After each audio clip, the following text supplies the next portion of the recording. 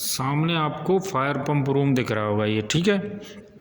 आज हम इसके फायर पंप रूम के बारे में सभी चीज़ें समझेंगे और एक एक करके समझेंगे कि फायर पंप रूम काम कैसे करता है, ठीक है। सबसे पहले बात समझिए, फायर पंप रूम में पंप कितने लगे होते हैं। देखिए, सबसे पहले पंप लगा होता है हमारा, क्या नाम जानते हैं इसको, किस नाम से जानते हैं?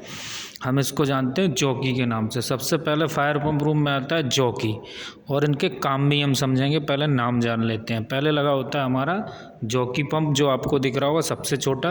फिर हमारा आता है स्प्रिंकलर पंप, फिर आता है हमारा हाइड्रेंट पंप, और फिर आता है हमारा डीजल इंजन, ठीक है।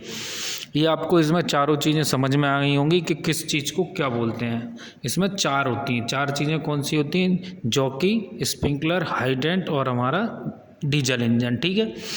अब कौन चीज़ की कब कैसे क्या क्या काम करती है हम वो समझते हैं, ठीक है। देखिए, सारे पंप रूम के लिए सबसे पहले एक मेन टैंक बनाया जाता है फायर का, जिसमें बड़ा सा, इसमें बहुत सारा पानी भरा हुआ होता है। और फिर ये सारी पंपें ऑटोमेटिक सेट कर दी जाती हैं, ऑटोमेटिक प्रेशर पर सेट कर दी जाती हैं कि ऑटो में ये चालू होती रहती हैं। अब हम समझते हैं पहले जॉकी का काम। हमारे जॉकी पंप का काम क्या होता है कि हमारे मेन टैंक की जो लाइन है, इस लाइन से पानी लेके ये हमारे सारी पूरी लाइनों में पानी भर के रखता है। पूरी लाइन यानी आपको जो जितनी भी लाइनें दिख रही हैं, और बिल्डिंग में यहाँ पे भी हमारी लाइन गई होंगी, उसमें ये पानी फिल करके रखता है। और इसका काम क्या है? ये 4 से 6 kg का प्रेशर मेंटेन करके रखेगा। कौन सा? हमारा जॉकी पंप, ठीक है। जॉकी पंप हमारा जब 4 से 6 kg मेंटेन करके रखेगा पूरी बिल्डिंग में। और हमें कभी जॉकी पंप को मैनुअली चेक करनी हो कि हमारा जॉकी पंप ऑटो में काम कर रहा है या नहीं कर रहा है, तो हमको क्या करना पड़ता है? यहाँ पे हमने एक वाल लगा रखा है सबसे आखिरी में, ये प्रेशर स्विचों के आगे। जैसे ही हम वो वाल खोलेंगे, प्रेशर डाउन होगा, सबसे पहले हमारा जॉकी चलेगा, जॉकी प्रेशर मेंटेन करके छोड़ देगा, ठीक है। ये जॉकी का काम है। जॉकी सिर्फ क्या करेगा? हमारा इन सारी लाइनों में और पूरी बिल्डिंग में जहाँ पे भी लाइन गई होंगी उनमें हमारा प्रेशर मेंटेन करके रखेगा। फिर हमारा काम किसका चालू आता है? फिर आता है जॉकी के बाद नंबर हमारे स्प्रिंकलर पंप का। स्प्रिंकलर पंप आप समझ रहे हो, स्प्रिंकलर पंप कब चलेगा हमारा? जब कहीं फायर हो जाएगा और हमारे स्प्रिंकलर फट जाएंगे, जब हमारा स्प्रिंकलर पंप चलेगा। और स्प्रिंकलर पंप का काम क्या है? जितनी भी हमारी लाइनों में स्प्रिंकलर लगे होंगे सभी में ये पानी फिल करके रखेगा। यानी कुल मिलाकर आग लग गई है और हमारे यहाँ पानी का फ्लो हमें ज़्यादा चाहिए, स्प्रिंकलर पंप का काम ये होता है, ठीक है।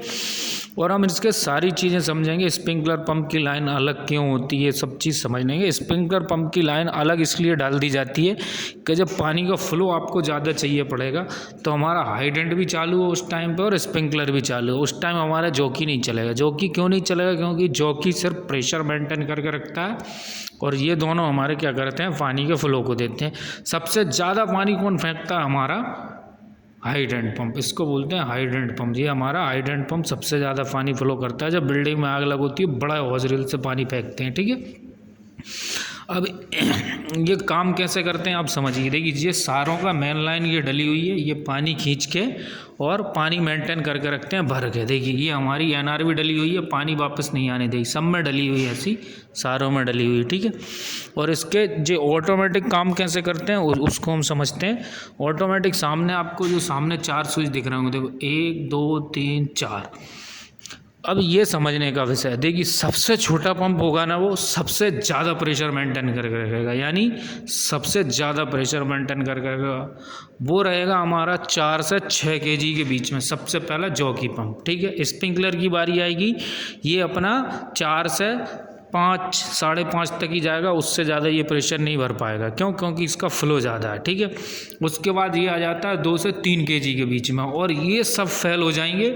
जब जीरो हो जाएगा इन सब का, तो फिर हमारा डीजल इंजन चालू होगा। डीजल इंजन क्यों चालू होगा? क्योंकि इन सब की पावर सप्लाई कट होने पर, 1 2 तीनों की पावर सप्लाई कट होने पर जब प्रेशर जीरो हो जाएगा, जब हमारे डीजल इंजन को चालू होना पड़ेगा।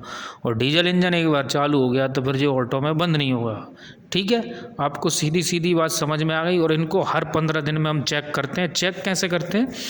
देखिए, नीचे जो आपको बाल दिख रहा है, ये बाल हम चालू कर देंगे और ऊपर वाला बाल बंद कर देंगे, तो क्या होगा? पानी आगे लाइन में नहीं जाएगा, लाइन में नहीं जाएगा, पानी यहाँ से होकर सीधा हमारा टैंक में वापस।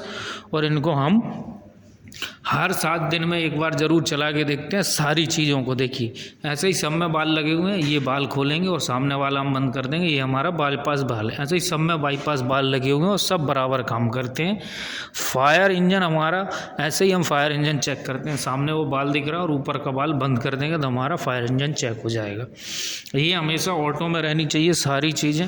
आपको समझ में आ गया फायर पंप रूम के बारे में। फायर पंप रूम में ज़्यादा कुछ नहीं होता है, सिर्फ हमारे पंपों को मेंटेन रखना पड़ता है और पानी को। ठीक है, धन्यवाद साथी।